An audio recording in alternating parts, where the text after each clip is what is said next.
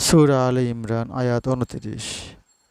বলো, তোমাদের মনে যা আছে তা যদি তোমরা গোপন রাখো বা প্রকাশ করো, আল্লাহ তা অবগত আছেন। আসমানে ও জমিনে যা কিছু আছে তাও জ্ঞাত। আল্লাহ সকল বিষয়ে সর্বশক্তিমান। ৩০।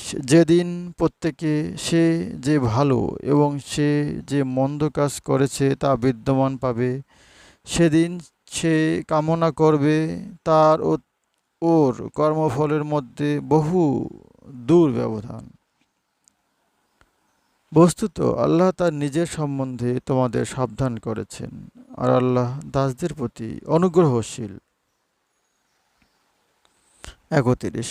বলো, যদি আল্লাহকে ভালোবাসো তবে আমাকে অনুসরণ করো। আল্লাহ তোমাদের ভালোবাসবেন এবং অপরাধ ক্ষমা করবেন। আল্লাহ অত্যন্ত ক্ষমাশীল ও দয়ালু। ৩২।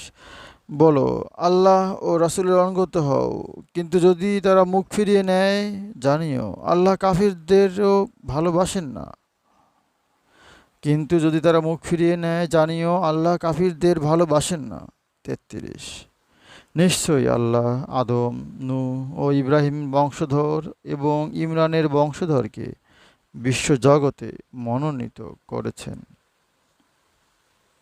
৩৪।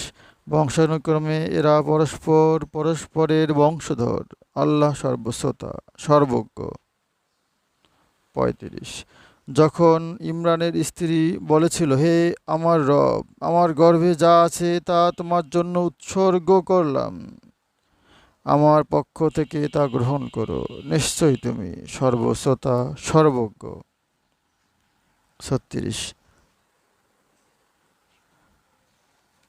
অতঃপর যখন সে ওকে প্রসব করল, তখন বলল, হে আমার রব, আমি কন্যা প্রসব করেছি। বস্তুত আল্লাহ সম্যক অবগত, সে যা প্রসব করেছে ছেলে তো মেয়ের মতো নয়। আমি তার নাম মরিয়ম রেখেছি এবং অভিশপ্ত হতে তার ও তার বংশধরদের জন্য তোমার শরণ নিচ্ছি।